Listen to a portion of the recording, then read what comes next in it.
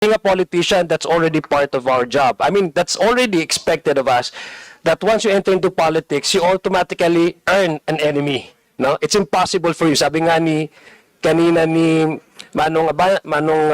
Benny, he quoted saying from, sino to, kay Prime Minister Churchill. Alam ko, may sinabi si Churchill, a man without an enemy is made up of nothing. So, pag pumasok po kayo dyan sa politika, talagang automatic, meron kayong enemy. Sa mga members po dito, lahat po tayo naging biktima ng fake news. But to tell you a story, ako po hindi lang big victim ng fake news. Biktima rin ako because ng isang threat that was actually made by some vloggers in 2017. Remember, during the Marawi siege, of one of our vloggers here. But if an opinion is offered, a way to probably convince others, and offering it as a matter of fact, then I guess this committee would be having trouble as to distinguishing those two things. I guess that's where the problem between Congressman Marcoleta and one of the vloggers here. Mr. Chair, the power of social media was actually tested in 2001. It was not directed against individual. It actually pinned down the regime. Remember in 2001, during the Arab Spring, the power of Facebook actually, Mr. Chair, brought down more than 3 decades of regime under the Mubarak in Egypt. It's actually composed of young people pulling themselves, coming out and then asking for a change in Egypt. And actually, they used Facebook as a platform to bring down one of the most powerful regime in the Middle East. So, hindi lang ho ganun ka-powerful po ang media, ang social media, ang Facebook in particular. In fact, in the Facebook, yung mga active users, it reaches a point where if it's likened to a country, it's even more populated than China. Yung mga active users po. So, ganun po ka-powerful ngayon ang social media, mga social media platforms. I'm talking about Facebook. I was listening earlier, Mr. Chair, to the exchanges between Congresswoman Luistro and our DICT. Mr. Chair, I would just like to I'll lay down the premise. If you remember back in 2017, and most of us here are victims of fake news or sinasabi nilang information disorder. Being a politician, that's already part of our job. I mean, that's already expected of us, that once you enter into politics, you automatically earn an enemy. No? It's impossible for you. Sabi nga kanina ni Benny, he quoted saying from, sino to, kay Prime Minister Churchill. Alam ko, may sinabi si Churchill, a man without an enemy is made up of nothing. So, pag pumasok po kayo dyan sa politika, talagang automatic, meron kayong enemy. Sa mga members po dito, lahat po tayo naging biktima ng fake news. But to tell you a story, ako po hindi lang big victim ng fake news. Biktima rin ako because ng isang threat that was actually made by some vloggers in 2017. Remember, during the Marawi siege, one local vlogger who happens to be connected with the political party came out with this fake news na ako daw, si Senator Bam Aquino, former Senator Bam Aquino, and former Senator Trillanes, and my brother, which was then the Vice Governor, Zia Adiong, nag-usap-usap daw kami at kinausap namin ang Dawla Islamiyah para atakihin ng Marawi City. So, it actually came out online, and what's so surprising is that former Secretary of Justice, Aguirre, came out with a statement and believing in that fake news. Lumabas no less than the Secretary of Justice. Ganun po problematic ganun po ka grabe yung fake news to a point that a certain public official may believe in that distorted information. Wala akong katotohanan nun.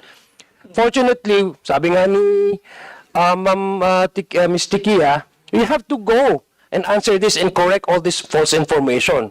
Yun po ang ginawa namin. Immediately when the statement came out, we went publicly and then rectified, kinorek po namin na di tama. And yeah, subsequently, former Secretary Aguirre apologized and rectified his statement. Ganun po kalala.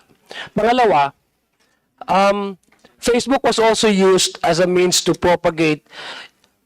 Actually, mayroon pong binigay na patong sa ulo ko during the siege. It was actually also used by violent extremists. That's why I was listening to Congresswoman Jinky. If this is continue to be unmonitored, it may border to national security threat because the platforms, the social media platforms, are also being used by the entry of violent extremists. Kasi nasa third generation warfare na po tayo, gumagamit na po sila, sophisticated na rin po ang pag-recruit nila. Meron pong nakapatong sa ulo ko, na for certain million kung pwede, may ano nga sila, Mr. Chair meron na nga ho silang, they came out with the fatwa. I'm sure many of you are aware of what is fatwa is, na pwede na akong patayin, no? Kasi I was speaking on behalf of the government and denouncing the organization who made and entered Marawi City and attack our city. So, ibig sabihin, ganun po kalala. Though, personally, lahat po tayo biktima, but ako, alam ko how bad if unmonitored and yung mga pumapasok pong mga fake news, kung hindi ho natin yun ma-stop, talagang hindi lang ho nagkukos yan sa personal reputation attack ng tao. It even can be used to actually cause harm or death to an individual because I've experienced that firsthand. Now, I'd like to ask po a certain follow-up. Just a simple questions lang po, Mr. Chair. Kanina po I was listening to Philippines, ano ba yun? Press 1 Philippines investigation. Umalis na ba? They left already. They just left, Congressman Cong. Okay. Narinig naman natin DICT yung kanilang presentation po, no? DICT, yes. I don't know if DICT o sa ano? Yes. So, they were able to gather all these mga accounts, no?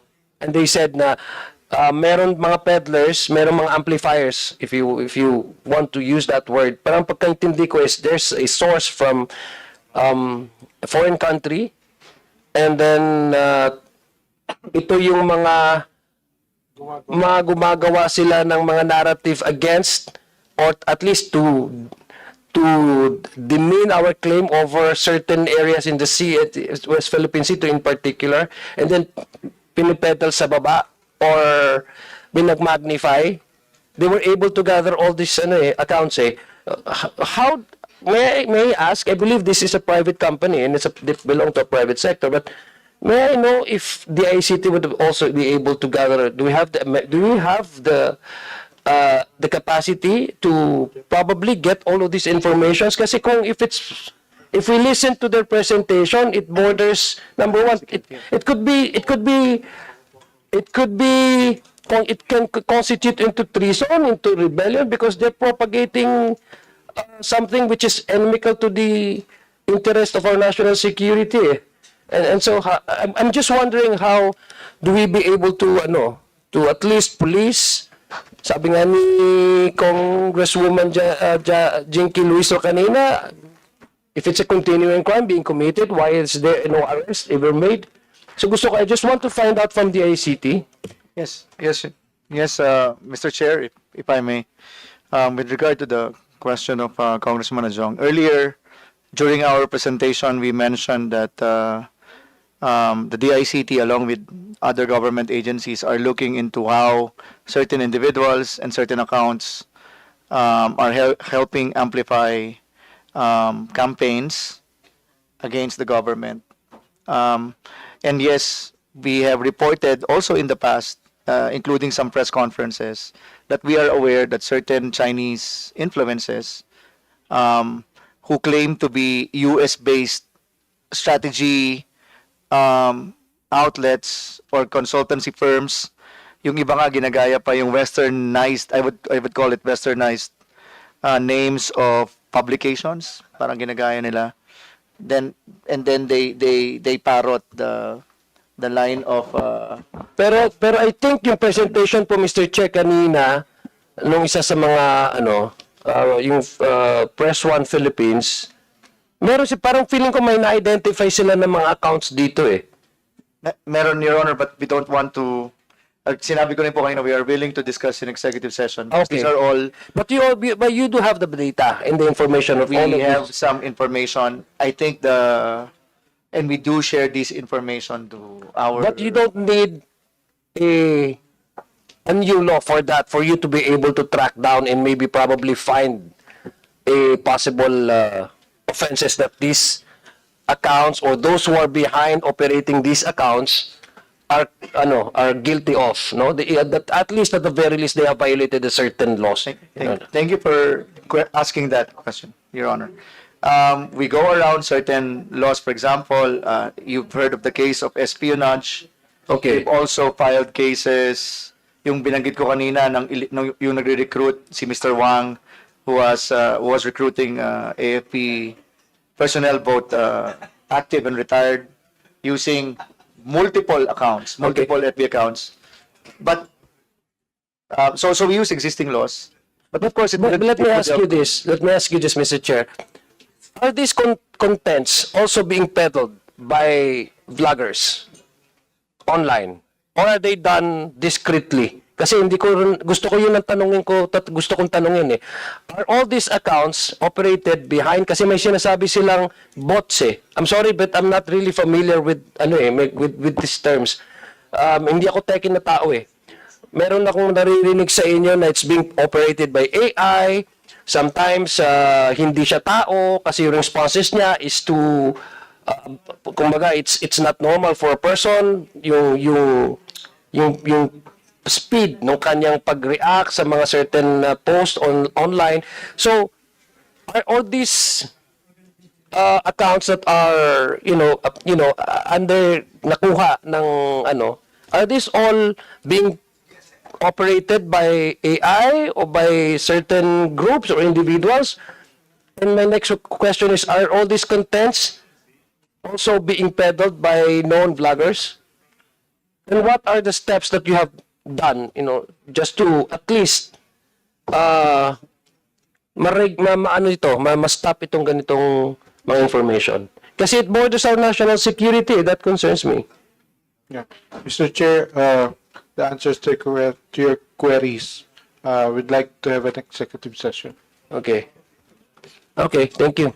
So yeah, would you like to do a follow-up on that? So, as part of our mandate to also inform our legislators, we are more than willing to discuss these national security. But at least you have identified some vloggers. We have, sir, with regard to your question of whether or not vloggers or some vloggers, without naming them, have been parroting lines that are coming from Yes. from the Chinese, from the Communist Party of China, the answer is yes. But whether they do so willingly or they believe it or they do so maliciously is beyond me. So what are the grounds for you to at least be apprehensive in arresting them? I'm just for the sake of discussion lang.